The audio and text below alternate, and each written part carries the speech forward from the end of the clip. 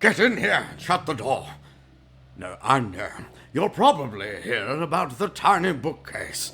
It's normally why people show up. But we seem to have a spot of bother.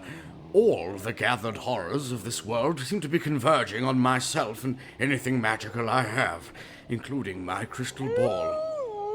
Give me a moment.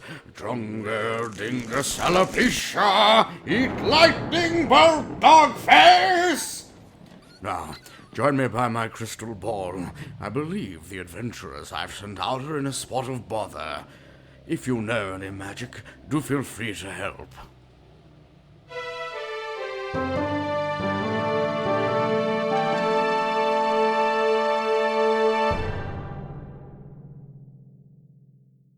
It's a bit strange, isn't it? Sorry, what? Us two being the only ones in here, I mean. I've left some coins on the bar, but I poured these myself. Oh, thank the twice-crowned ghost! I found you! Everything alright? No, things are pretty bloody far from alright. These damn spectres think they can muscle in on my magic! That sounds like a you problem? Far from it! Do you think it is by chance that the ghouls outside have yet to barge in and eat you like the mannerless dogs that you are? He's right, you know. They appear to be bouncing off whenever they run close. Bugger is right, young fella, my lad. What is the name of this place? It may help me strengthen the spell. The Carpe Cormium. Fitting. But on such a night, I need your stories to supplement my strength. Right, so put the beer down, Ben. This is serious. Hey, that's a good prompt. Put that down. Once more unto the breach.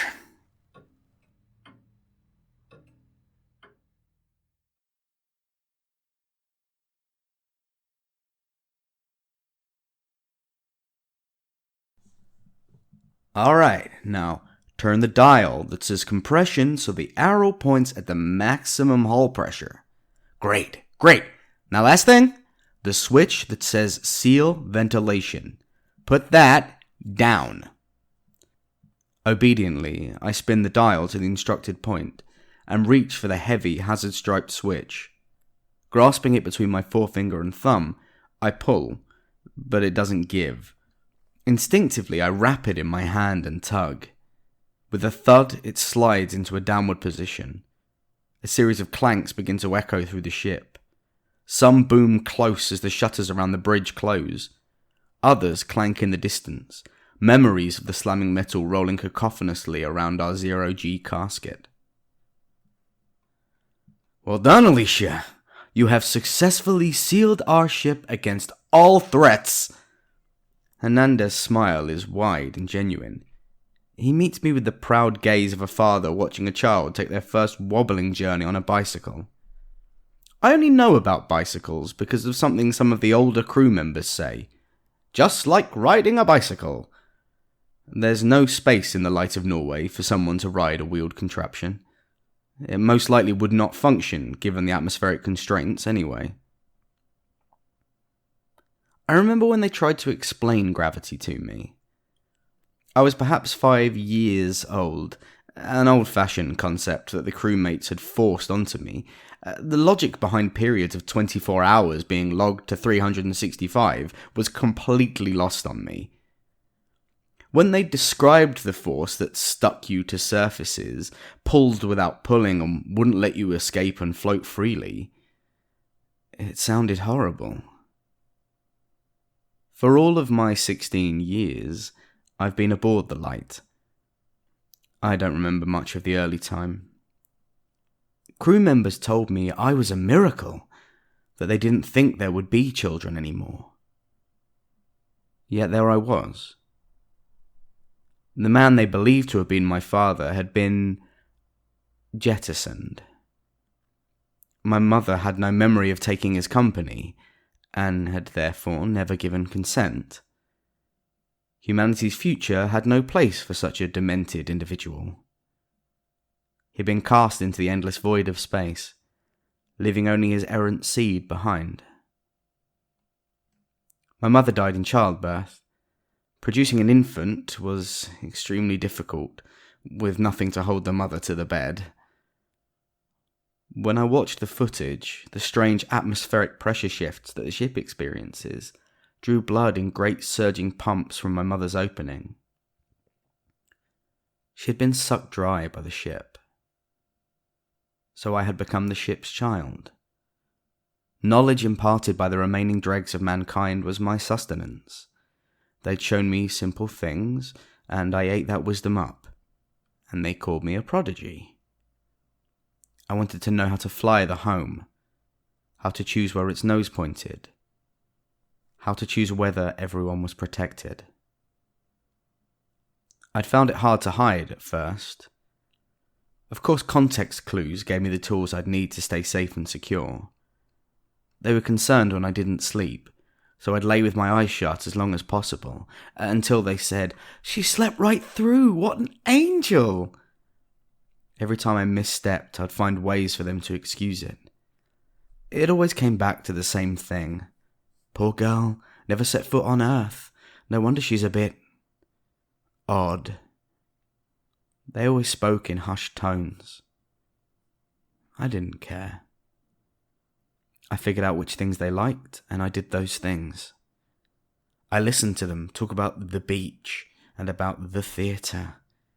I indulged them as they played me films that were important. I stared straight at Citizen Kane and exclaimed how marvellous it was, and they beamed. But now I stand on the bridge. It is very late, and Hernandez is asleep. I run my hands over the intricate controls and smile because, after all this time, I know what they do. I take the big switch and I push it up. The thuds begin. They rattle their way up and down the ship. Some of the people will wake now.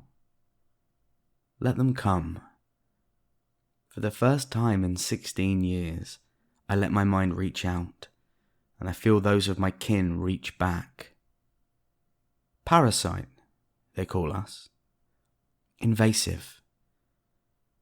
They simply do not understand that they are food and we are hungry. I can hear running footsteps now and recognize the stink of Hernandez appearing behind me on the bridge. What are you? I don't let him finish. He's going to be my first. I have been very patient. The shock in his eyes as my fingers reach through his sternum and begin to spread through his system is an inexplicable delight to me. With slow, sticky sounds, I watch his head begin to bulge before it finds its own seams and splits along them. He doesn't have that proud smile now. I throw my head back and begin the keening song that calls to my siblings. I feel them now, as they squeeze through the gaps I've made in this prison. We are hungry. They are food.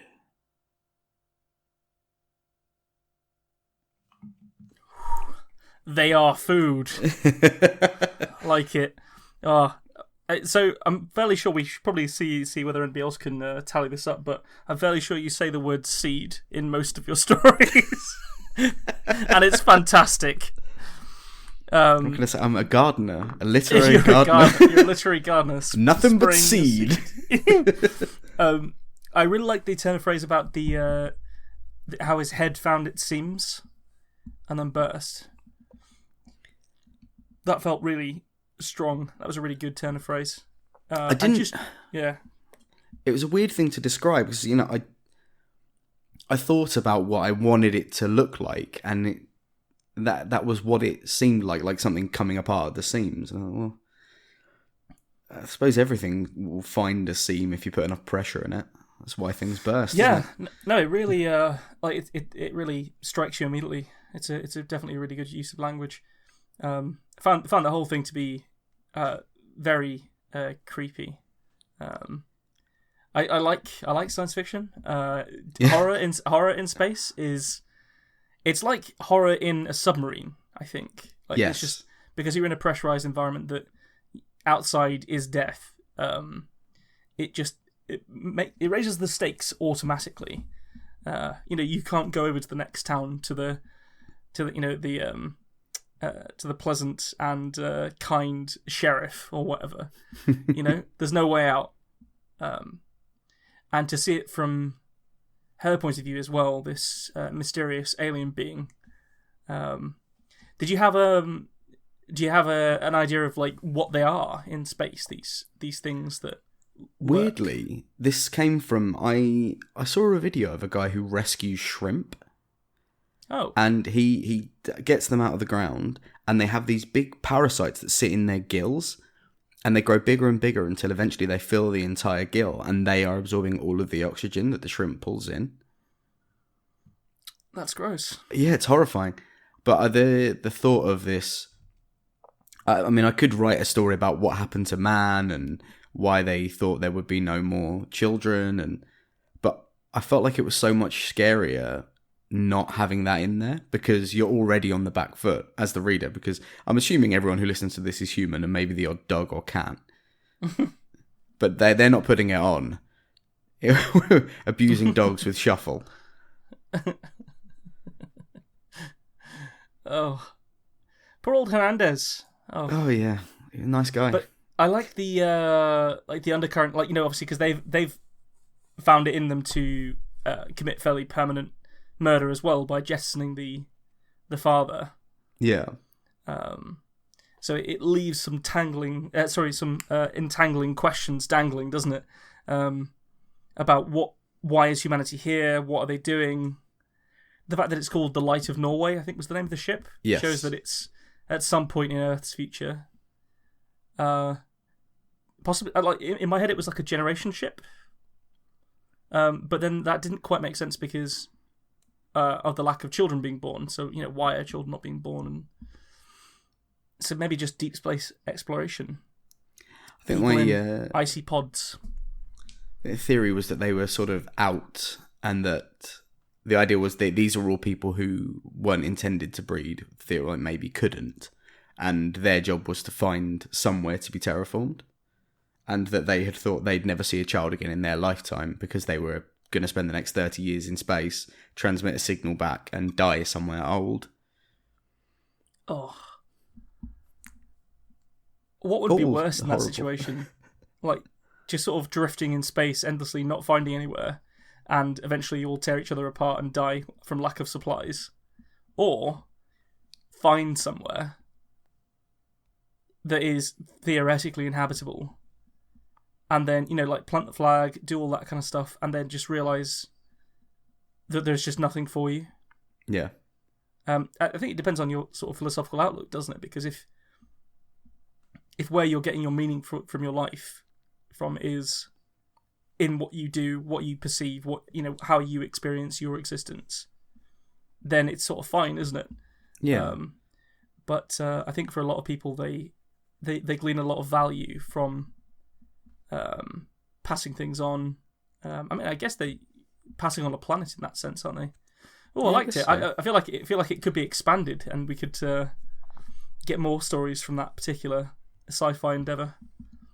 We're going to end up writing a sci-fi thing at some. We keep writing sci-fi. We're just going to write a. Yeah. Mine's actually not sci-fi. Oh. Yeah. Let's have it. Bring me the spook. I feel like there are going to be some comparisons to be drawn here as well. So. Okay. We'll have to see.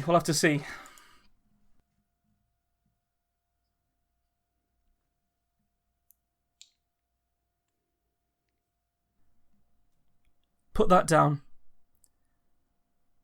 She considered what to do next while sat on the toilet. Around her, the pale green bathroom seemed to pulse with the desire to be cleaned. It would have to wait until she was finished. Her thoughts turned again to him. He had been awful as a child, a constant problem that she had felt unable to handle. It had started with the first time he had put himself in danger.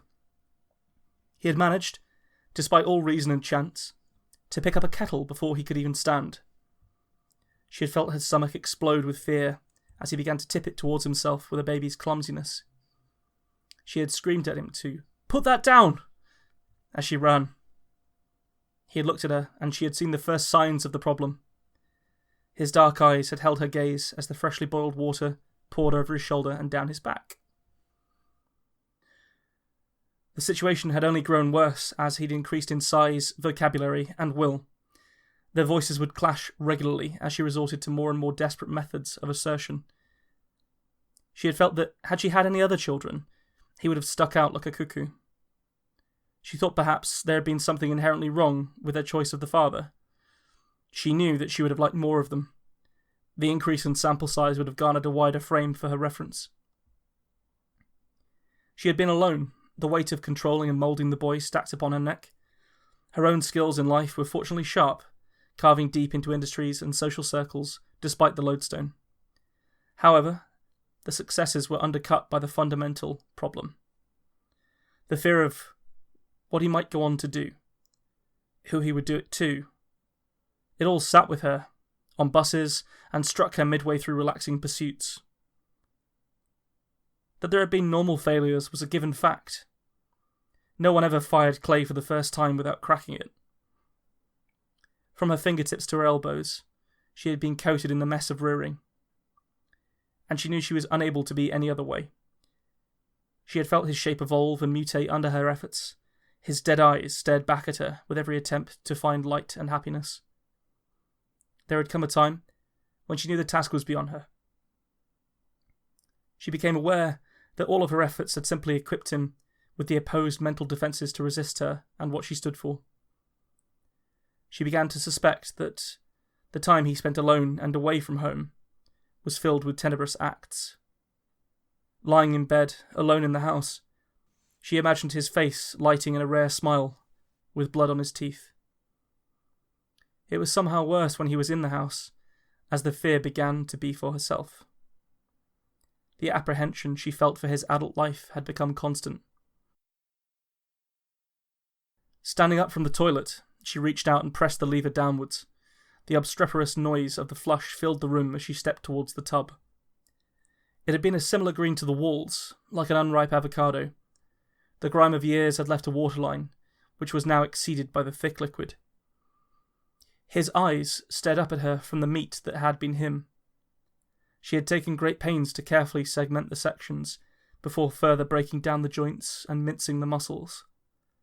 It had seemed obvious to reduce him to fundamentals before she could begin. Of course, she would not need it all. She had discarded the penis, for she felt instinctively she would have more luck without it. She had felt through the grey skull matter, letting her fingers decide what was rotten before letting it fall to the musty bath mat. The raw flesh of her creation was now ready to be moulded. She plunged her hands in and began shaping. The work went on for hours, the steady clack of the staple gun holding in sections of flesh sacking where she had decided that they would need to be. Then the hiss of the glue gun making the sections blood tight. She needed no sleep. The first birth had been difficult, but this second one challenged her in a different way. With every strong-thumbed movement, she held in her mind her goal, radiating that positivity into the form as it took shape before her. Finally, her labour came to an end. She looked upon her child and stroked its chest above where she had buried its heart. It had yet to beat, but she knew it would soon. She leaned into the offal-scented tub and placed an affectionate kiss on the reshaped face. She waited. And waited.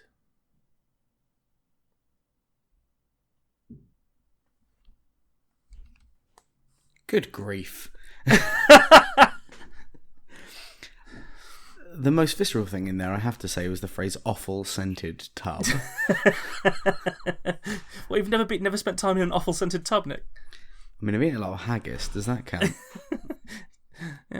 Yes. I'm going to say yes. It depends if you've been eating it in the bath, I guess. Not to my memory, no.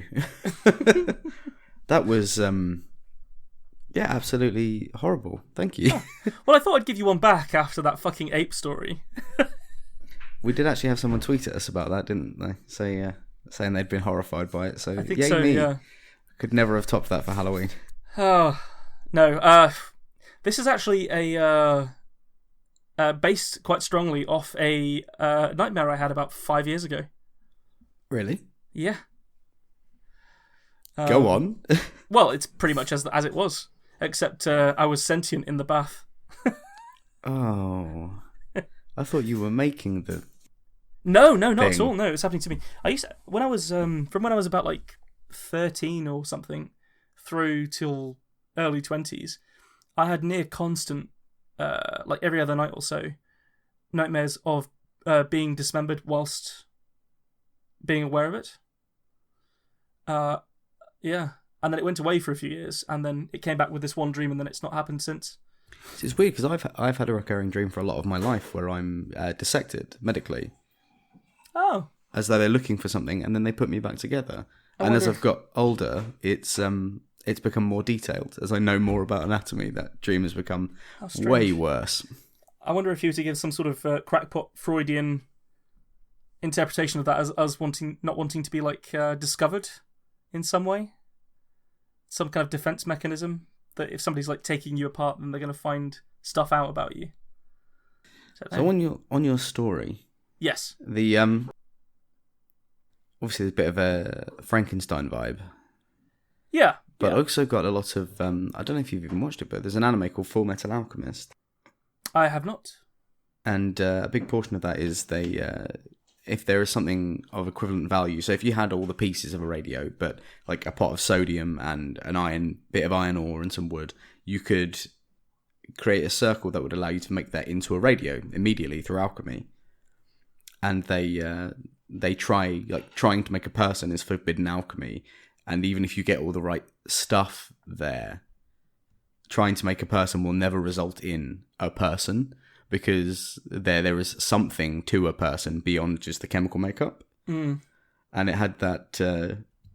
I got that same vibe, that kind of horrible. Yeah, that's a really cool idea. I guess like stuff like flesh golems and stuff is, as you say, it comes from. Well, I don't know whether it comes from Frankenstein, but it's certainly something that you can see elsewhere.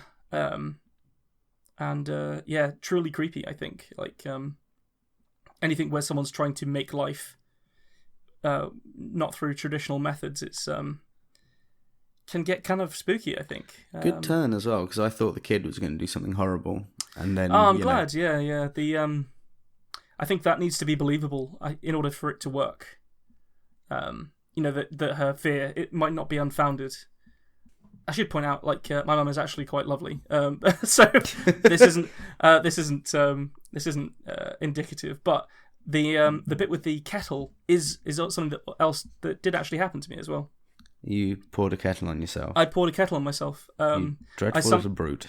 Like I somehow got out of like the high chair thing, climbed up onto a counter and managed to pour a kettle onto myself. I don't know whether that sort of oh my God. Like obviously in this story it's indicative of like an underlying rebellious evil, isn't it? But I think in real life it was just an act of Darwinism. Happy Halloween. Wow. I did actually feel like I should mention our prompt that we've got this time, put that down, came from some of you lovelies out there. It was a Twitter vote. And a Facebook poll, actually. Facebook, yeah. We combined the two into a... We spread our bets. We did. The other one would have been... what was it called?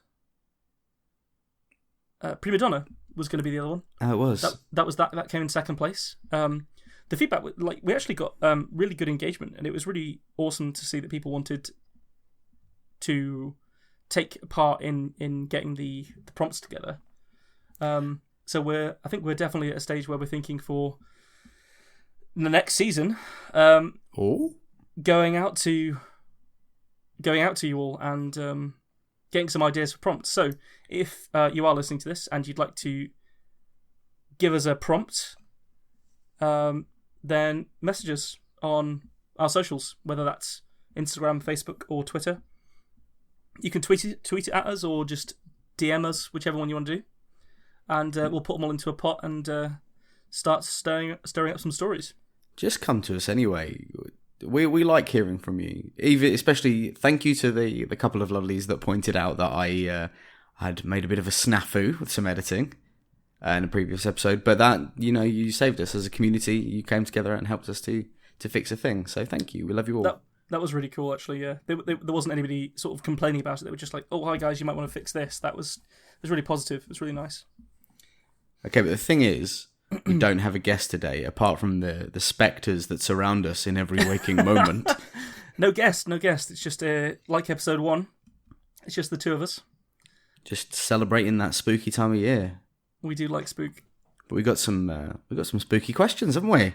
We've decided to, rather than just ask ourselves the same questions again, because not a huge amount, I can't imagine, has changed over the last few months. But Ben, what's your favourite book?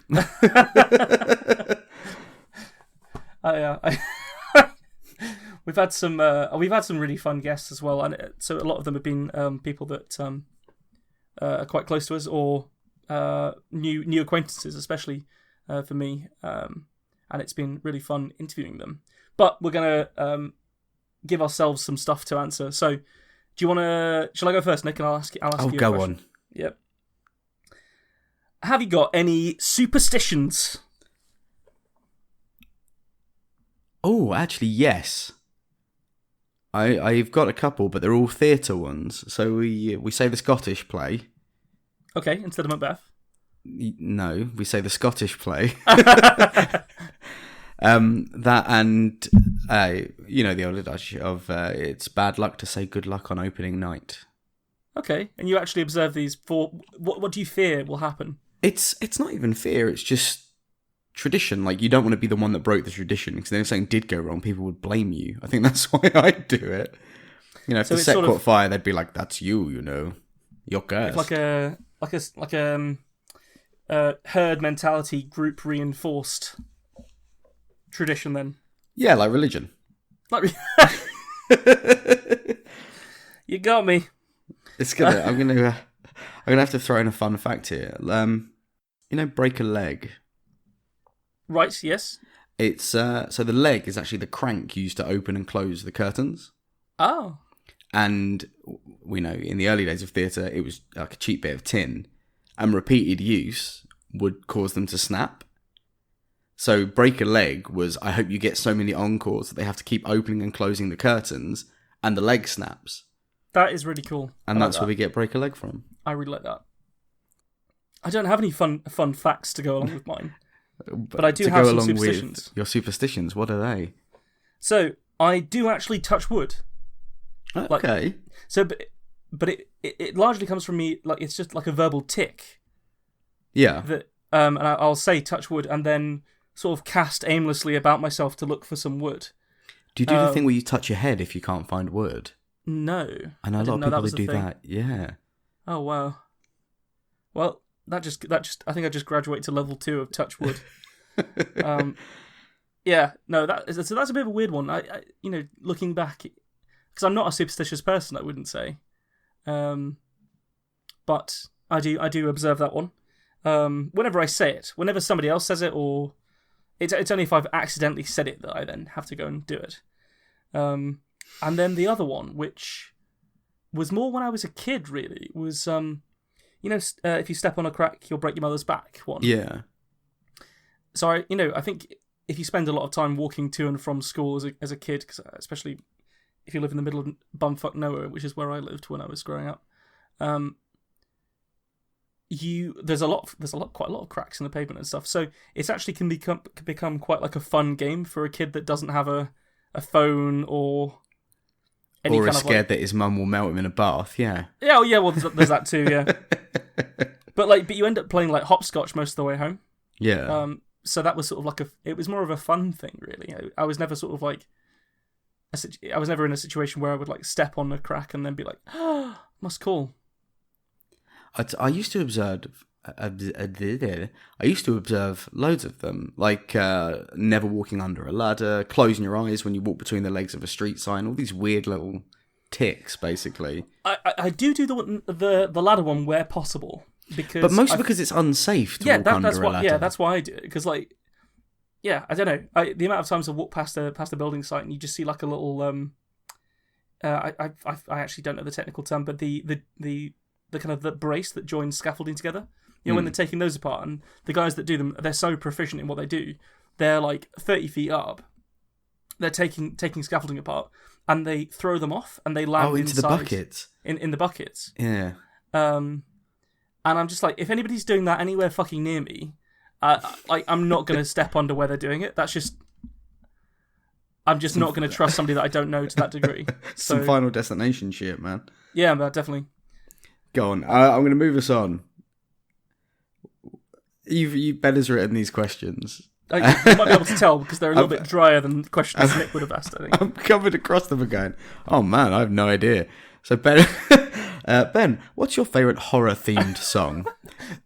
So I can't take full credit for these questions because I did sort of amalgamate various extremely sad Halloween, like, conversation starter type pages. I can only assume they're for people that are at parties and they don't know how to engage about the subject. But anyway, actually, see my answer. I've no idea how I came across this. But I said earlier, like, I didn't grow up with like a phone when I was in the middle of nowhere, really. So the first thing I had was it was like a beaten up old iPod.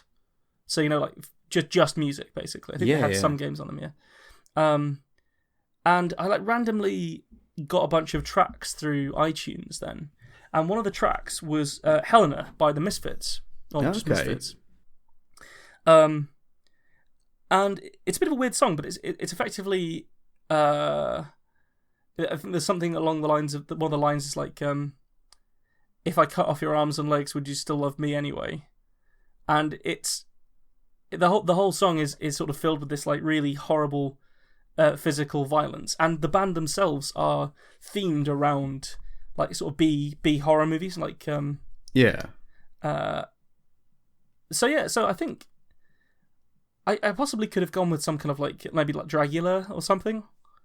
But I think for me, for like accidentally coming across this quite early on in my sort of listening to music on the fly sort of situation, Helena, Misfits.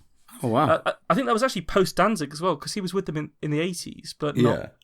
I think that was in the 90s, that song. So it wasn't even good Misfits. How about you, man? That's just rude about the Misfits, man. We're sorry, Misfits, if you happen to be listening.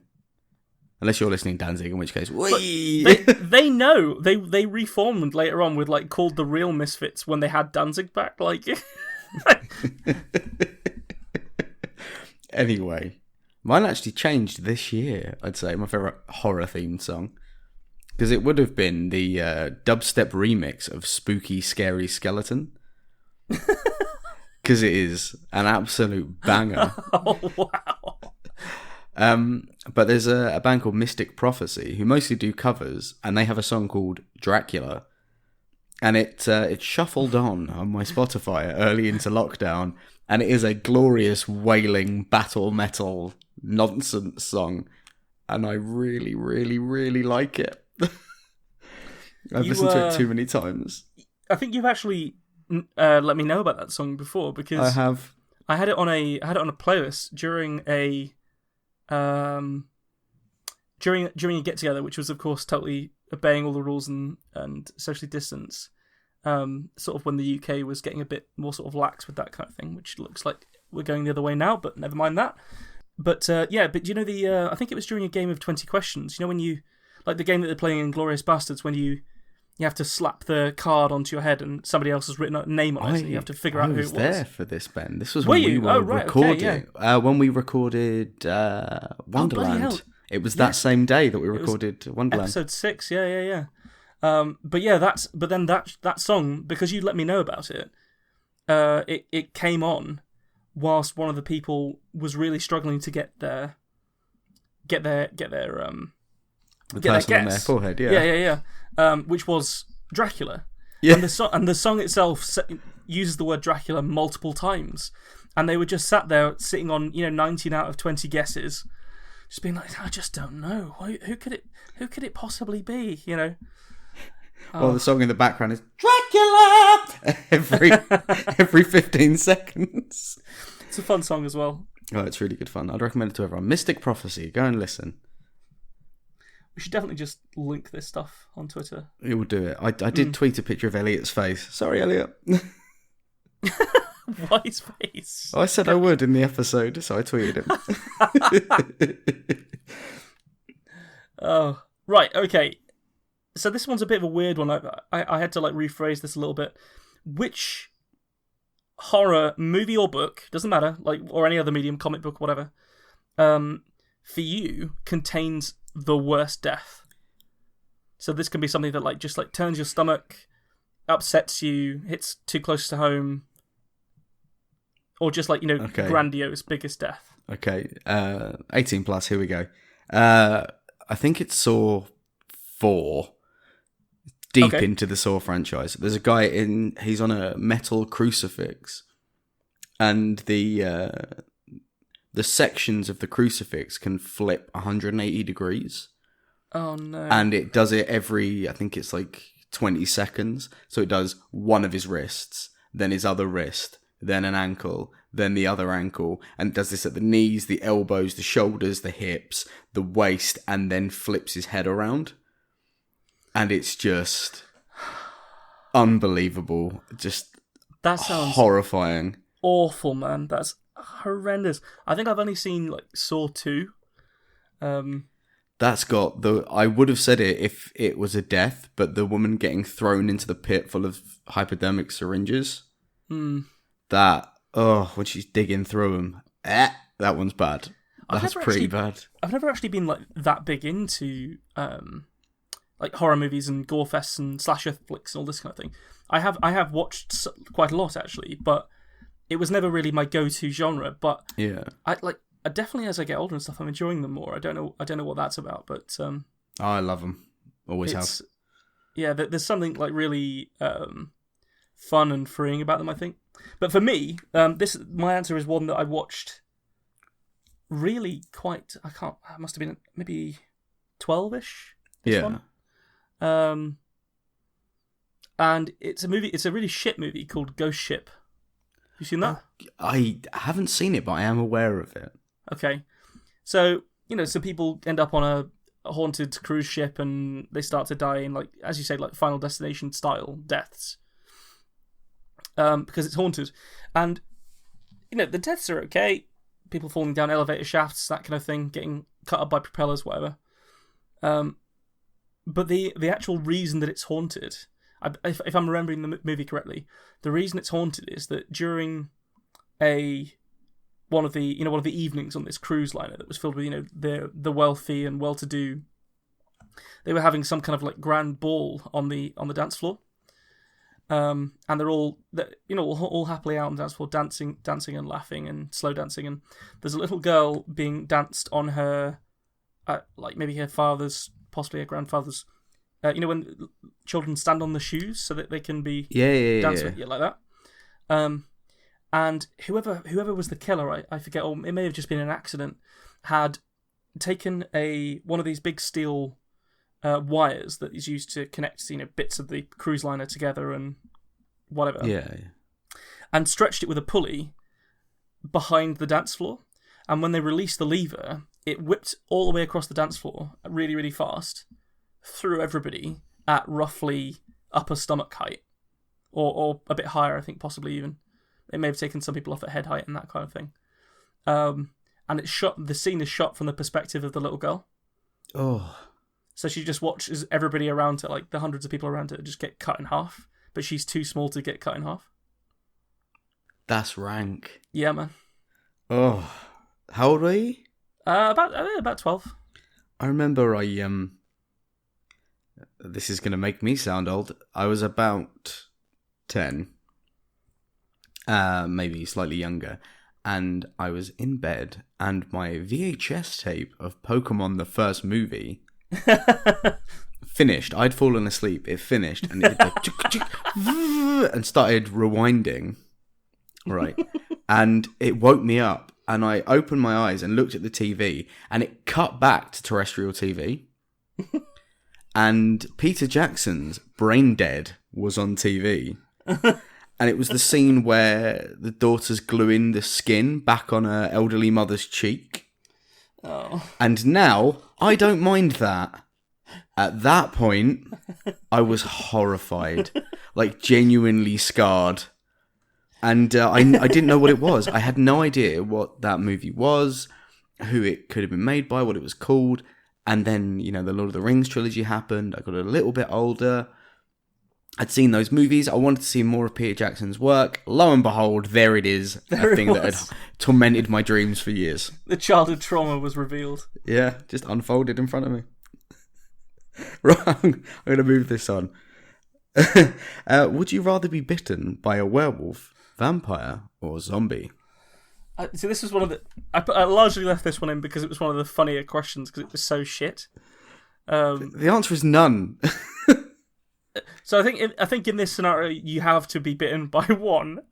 I don't know why. And I'm feeling vampire. That would be my instinct. I was feeling werewolf, so maybe we're diametrically opposed. Possibly. I don't know. Who the fuck's picking zombie? Like, why is zombie option 3? I just like being part of something. I feel like being one of a horde would suit me. People that are sort of done with life, but still want to shamble on a bit longer. Can I replace this question? I'm gonna quote a mutual friend of ours on a car journey, and we were doing those would you rathers. One of my favourites is: would you rather have normal-sized palms with tiny baby's fingers, or one of your feet is as long as the leg it's attached to? So that's the level of question we're operating at. And our dear friend said, all right, would you rather be a reverse vampire that can't go in the dark, or a reverse werewolf that every time you see a full wolf, you become a moon? And that is incredible. The latter.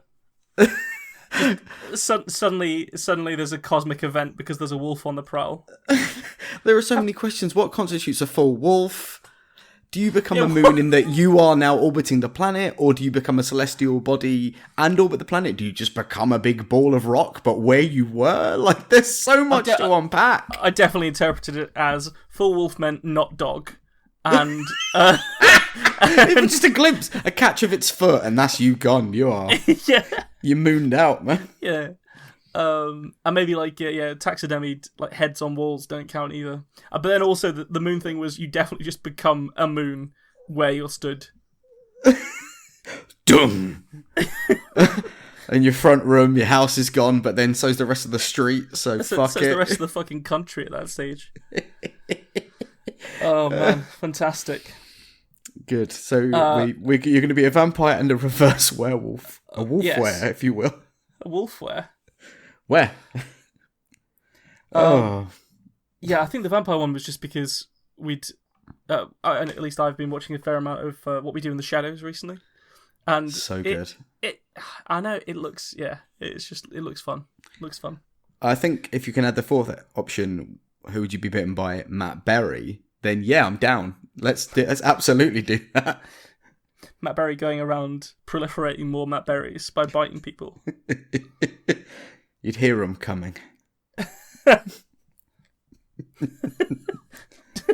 Yes, I can hear you, Glenn Fandango. No, I hear you. Amazing. Right, have you ever had your tarot cards read, or your tarot read? I have. Did you take it seriously? I didn't. I've got... one time was by a friend who believes himself to be a spiritual medium. I'm not going to step on anyone's beliefs. He firmly believes it, and that's good for him. He asked if he could read my tarot, and I said, sure. That's that, really. Yeah, that's fair. And the other time was actually, it was, I think it was Yule last year, when I was visiting you, and we were over at our friends, and we carved a log, and we did some nice things. And one of our lovely Patreons, Scott, his partner is a witch, not just on Halloween, all the time. And she read my tarot. Because that's the sort of thing you do, isn't it? It is, and that's actually the same person that read mine as well, actually. And I was sort of thinking about it, and I think a lot of people use them as like if the kind of people that actually do want to use them, they use it as a sort of like it seems from the outside like a meditation, like an opportunity to look inwards so that they can interpret the cards.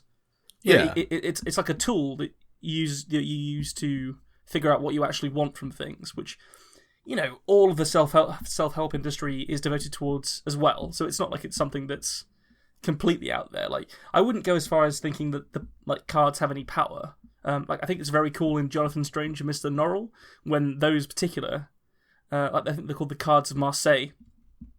When they're they've got a purpose in this story about magic. I think that's really cool. Often they've got really nice art and stuff, but it's never been I my own vibe. a couple of decks because I like the art. Right, yeah. And, I'm a live-action role player. They make fantastic props. They're really good for, if they want to throw away NPC, non-player character, for anyone who's not sure what that means. They want you to just go in as someone, pulling out a tarot deck and putting your cloak up and sitting in the tavern and being a bit weird is, it's an easy, like, sudden drop character. But they can be really exceptionally beautiful. For sure. There are, and like in books and TV shows and movies and stuff, they are typically used as portentous, aren't they? They're Yes. very rarely taken the piss out of. Remember an old HBO show called Carnival? Yes. They were used quite strongly in that. I just think they're quite a good like plot device. If we're talking about writing stories on this podcast and stuff, something like that is actually really intriguing that it exists. It's less interesting when people start like reading self-help books to each other. But so if you see it in the same line, the tarot actually are in the Warhammer 40,000 universe. Oh, there's a thing called the Imperial Tarot that the Inquisitors use. So they're like the space witch hunters. Yeah. But they it's used quite well in a trilogy of books I like called the Inquisition War, because the characters on them, you say if there's a card that's the Inquisitor, and the main character, Jacques Draco, sees it as himself. Ooh. But then as he looks at the cards, and they're linked to you psychically, what represents different things changes. And there are things that he knows that he's in danger because like something psychically knows that this person is a traitor, or this person is actually an alien or as an assassin, or so it's used as a really interesting device there as an actual psychic link, and being linked to some greater divine plan rather than telling the future. Also, kind of cool that it's obviously that's a science fiction setting as well, isn't it? So it's something that's quite old world to be found in the sort of future is in the new world, yeah, is fascinating. I'm just looking at the next question, Ben. Yeah, I think we're trying to get O.J. Simpson as a guest because he wrote a book about this. He did write a book about it, I think. Yeah, Ben, if you were going to commit a murder, how would you do it? Right, I really think I actually couldn't stop myself from going full Godfather 1. Oh no. And just, invite them to dinner and all the rest of it, and then have a like a public place so they know they're okay. This is going to be someone that's really fucking wronged me. I should preempt this with. This isn't just like, I've decided I like killing people. That's not what this is. You've gone full Dennis Reynolds. They're my tools! My tools! It's for binding equipment. I like to bind. I like to be bound. Always Sunny, man. It's so funny. Go full Godfather. Go, get halfway through the meal, then go to the loo, feel for the gun, the snub-nosed pistol with the grip on its, the gripped up, the taped up grip. Sorry, come out and just blap, cook a blap, fool, yeah, and then drop it. God, I there's something about it, like you can fantasize. I've never really been the kind of person that like fantasizes like elaborate deaths for people. No. Well, apart from my writing, I guess. But just like if somebody wrongs me, I don't usually think out like a Saw style ending for them. No. It's more that I feel like I would quite like to just get like quick and violent vengeance. See, looking at the question, I'm going to get too real now, but like the real answer to that question for me is that if someone had hurt someone I care about, one of my siblings, my mum, even one of my close friends, I don't think I'd be like, I'm going to kill them. I need to make a knife out of ice and then it will melt. And I think I would just go in, and if I killed someone, it would probably be because I didn't stop rather than because I'd meant to kill someone. Less premeditation. Yeah. I'm a simple man, Ben. I don't plan. I think, especially this is a bit real, but like especially with the, we're sort of joking, laughing around and stuff, but like people like recently, there was that horrible incident where somebody was decapitated in the street in France. Yeah.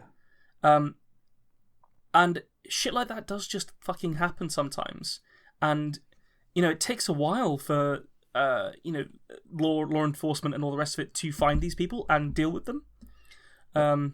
Like, not talking politically or anything like that, just like, if somebody decides that they want to go on a rampage, we're not set up as a society to deal with it. No. And that's why it's terrifying when it does happen.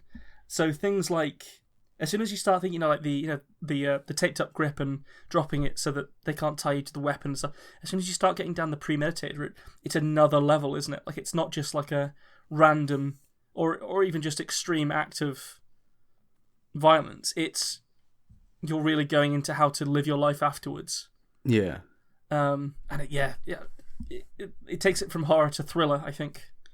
I mean, humanity is capable of some really, truly awful things, and we seem to forget, as humans, how terrible we can be. And I think it's because a lot of the horrible stuff we do is quite normalised, but when we get these bursts of, like, there was this kid, I think he was about 15, stood on a train platform, a guy stepped off the train and stabbed him in the heart. What? This was in Uxbridge, so just up the road from me. Fuck. Or the kid got this is weeks ago, maybe a month now, that a kid got stabbed in High Wycombe. That's literally where I live. And just crossing the road, 2 other teenagers came out and jumped him. And you have no idea if they've been planning that or if they just went out to do that. And you can't know. You can't possibly know what's going on in someone's brain. Weird. Scary. And is there possibly something that the real world can feel like that? This like horrible, very suddenly cold and dangerous place that people really enjoy horror because it titillates all that same level of panic and fear receptors, but in a way that's enclosed and safe. I think it's all catharsis, isn't it? A lot of the things we choose to experience, even going on a roller coaster, you do it because that fear that you might fling out of it and become jam on Thorpe Park's pavement. It's all part of the enjoyment. Like, you're whooshing around like a bird in flight is great, but it's that thing of, God, if one bolt goes, that's it for me, and I'm living dangerously. We're naturally quite low on the adrenaline we should get because we're not going toe to toe with a leopard, only holding a stick and a bit of flint. Yeah, you've got to get it somewhere. You've got to find it. That whole one bolt going thing. That just I think I'll come back to that. Remind me about the bolt thing. Okay. Yeah. So we've had the murders. So Nick would just lose his shit. Yeah. and I would reference Francis Ford Coppola. You would. Have you got a favorite? So this is where we try to go across into the fiction stuff again. Stay away from that dark shit. Favorite fictional serial killer. So no Wayne Gacy's or anything. Oh, people are gonna be disappointed, but it's Carcer from Terry Pratchett's Night Watch. Oh, good answer. Good answer. a lot of serial killers in stories. I mean, like Hannibal Lecter's an incredible character. He's an exception, but a lot of the time they're just these crazed lunatics. But Carcer genuinely scares me when I read him because he's sinister in a way that I believe, and in a way that I would find sinister in real life. Yeah. Now, there's a line that you and I quote to each other fairly often, which is, Mr. Vimes, I can see your house from here. Which is completely innocuous, but when you know, like Carcer probably does, that Sam's wife is giving birth at that time, and everything that Sam cares about in the world, other than, being a policeman, is in that building, there is so much weight to those words, and it makes him genuinely frightening, because he never said, I'm going to go and hurt your wife and unborn son. He just said, oh, look, I know where they are. You're not a step ahead of me. I know. And it just, to me, it just makes the character. Terry could do it. He could write a funny character. He could write a terrifying character. So. There's a retrospective happening for Pratchett's work relatively soon, I think, with his daughter Rihanna, Neil Gaiman, and his name escapes me, but the guy that was really helpful with him, like helping him write the last few books, and was a producer on Good Omens. I forget his name, but he was really helpful to Terry Pratchett in his last few years. And I was so excited when I heard about it, and it sold out instantly. Oh man, of course. It's just I would love to be in that room. I wonder if they'll put it online, but. It'd be really interesting to hear that group of people talking about his work. About him, yeah. Yeah. Because, the man was a genius, straight up. Right. We're getting stuck on Pratchett. This always happens to us. Yeah, so far we've had Lord of the Rings, Pratchett. We haven't had Star Wars yet. Well, that's good. Your favourite fictional serial killer is Darth Vader, isn't it? Darth Vader, yeah. Done. Yeah, nailed it. So this is one that took me by surprise a little bit, and it's a bit of an off-the-beaten-path choice. As I say, I don't really read much horror, and I've read a fair few thrillers, really, but not much horror, like beyond Lovecraft and that, which is more to do with like awe-inspiring horror from another dimension. It's not really human, and at a base level. So I'm a big fan of the writer Warren Ellis, who is. I think it's probably fair to say primarily a comic book writer, but he has written I'd say so. TV shows and books and all sorts. But he wrote a book in 2013 called The Gun Machine. And it was excellent. It was a hard-boiled detective, gumshoe type thing, which I love, that kind of stuff, love that kind of thriller. Of this dude going around New York trying to catch a serial killer who had effectively executed hundreds of unsolved killings over the last 10 years. And the book starts... I'm not going to ruin the book, but the book, pretty much near the start, reveals this guy's trophy room, where every weapon that he's used to kill all these people over these years is laid out in like a mandala shape. Shape. And the whole thing is him trying to figure out what the relevance of that is, trying to use it to get to know the serial killer, trying to get under his skin. The hunter, as the serial killer is known, is effectively a Native American vengeful spirit in a way. Oh wow! And he's just going. He's effectively trying to. He's using all these killings to weave a spell in order to eject the white European settlers from New York. Holy hell! That sounds great. It is out. Like I was expecting, something, I guess, but I wasn't expecting that when I read it. And I actually read it when I was in Japan, and I did a fair amount of waiting at train stations, going between places. And it's only about 300 or so pages, so it didn't last long. and it was a great book, and it's really stuck with me. So, thanks, Warren. Yeah. Okay.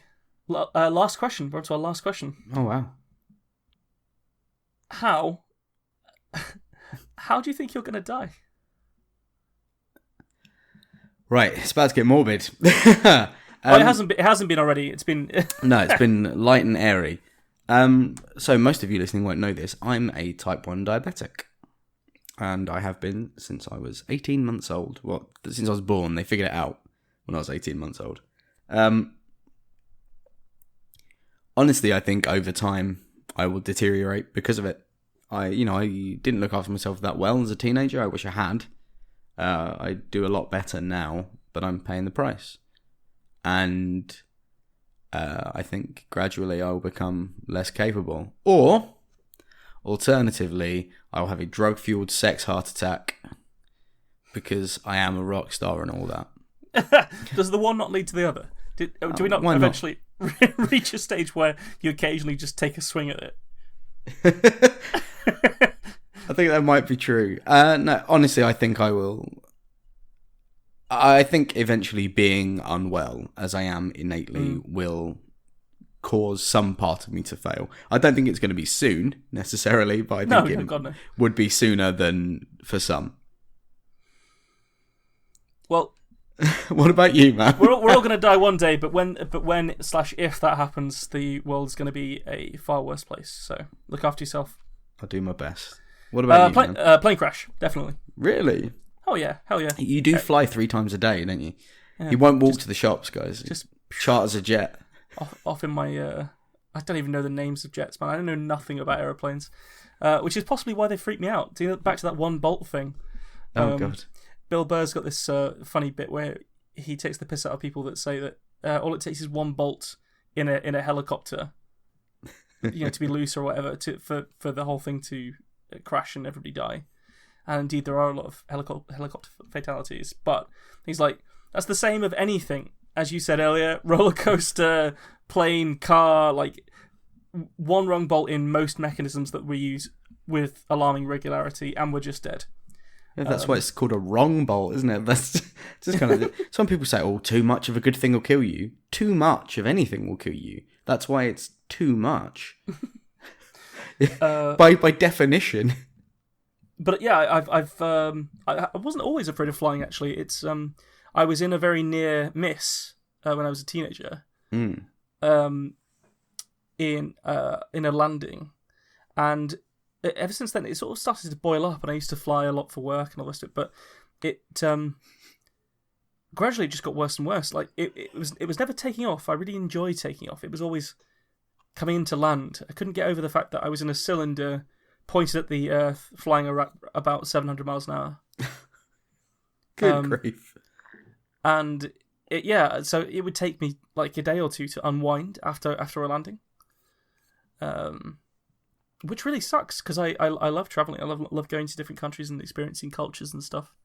Which is why I do it anyway. I do fly. But every time I get on a plane, I have to be, in order to be okay with it, I have to come to the peace with myself that I know that I'm going to die on the plane.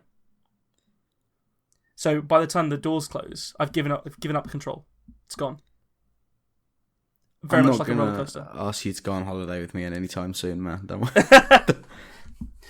Hey, man. Sometimes it's worth it, and then sometimes it's really not. Yeah, I think it's life, baby. It's all a gamble. Yeah. I feel like this has been a bit of a downer. Do we need to bring this up a little bit? I think maybe we could. Yeah. Have you got? We didn't really. I think we should just add in some questions about. Cool Halloween horror movies that you're going to watch? What are you going to watch? So my big one, I always do Evil Dead 2 and Army of Darkness this time of year. Sam Raimi just gets it, man. He knows what he's doing, and they're so funny.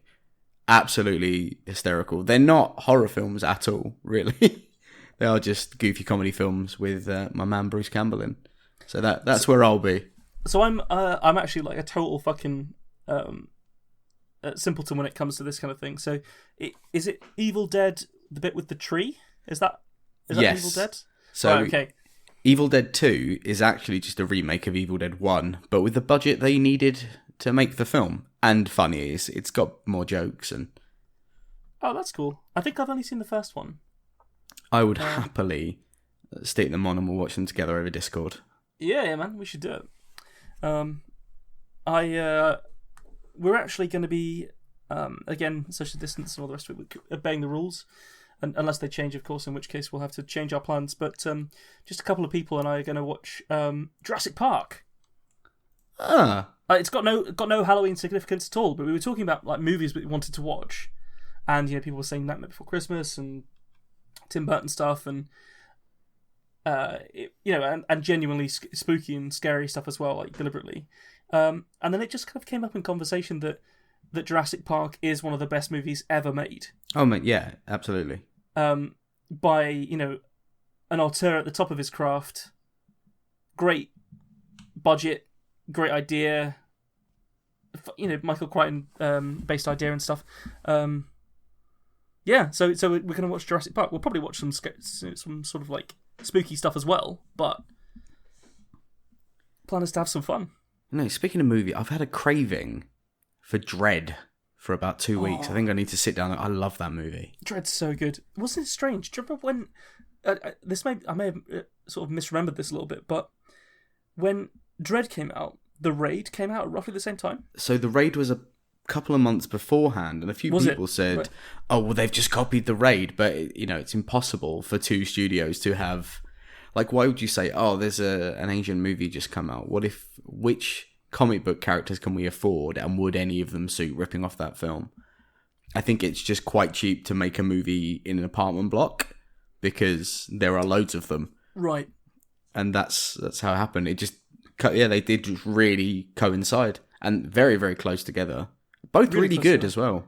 Both fantastic. I remember hearing that some Welsh dude did the choreography in The Raid. Yeah. And just like a few, I'm a bit uncultured when it comes to martial arts movies and stuff, but it was fantastic. I really enjoyed it. And then, as you say, a few months later, Dread comes out, and we get to see Carl Urban's chin. Man, that's some fine chin acting. He is excellent. I mean, he's doing so well at the moment. Like, I don't know if you've watched it, but he's playing Billy Butcher in The Boys, in Amazon's TV show version of that, which is based off a comic book, which I think we both read. Have you read The Boys? I have read The Boys. Yes. I'm a big fan of The Boys. Big fan. But he is so fucking good as Billy Butcher. It's just an absolute ride with him. I can see it. And oh man, really enjoying that. Well, I'm kind of hoping that we haven't upset people. Well, with the way of the world, really. But it's a Halloween episode. It's meant to be a bit grey. Hope it hasn't been too grey for you all. I'm going to say I want to do an extra doubly big giant thank you, which are definitely functioning words. To our Patreons. We've got some people who've been really, really supporting us over the course of the first season. Some of you listening may not know that we have a Patreon, but if you have a look for us, The Tiny Bookcase, on Patreon, and on our Twitter it's pinned, you can support the show. You don't have to give much, and anything you do give is incredible. It does give you access to a few things, like bonus episodes where you can hear us talk a bit more broadly about the things that amuse us, and we play a lot of games together and just have a generally good time. But it would be incredible to see some of you there, or even just on our socials. Give us some love, leave a review somewhere. You don't even have to be nice. All interaction is great interaction. So yeah, that's you. a big one. If you could, definitely thank you everyone that's doing that, and also just generally people that are listening. It's awesome. But if you are listening, then please do put a review up on whatever platform you're listening to us on, if possible. It's super helpful for us to grow our audience, and we'd really appreciate it. But thank you for everything you've done already. And if you did any of those things, you could be thanked in the same manner as these three. Oh heart, dearest of muscles, you beat most fondly for these 3 men. For without them, we would starve. Without the life blood of Matthew McLaren, what would we sup? The bread that stands as body of Gary Laird, without which we would starve. And the hot air that Scott Byrne constantly pours out, stopping us from freezing. Thank you, guys.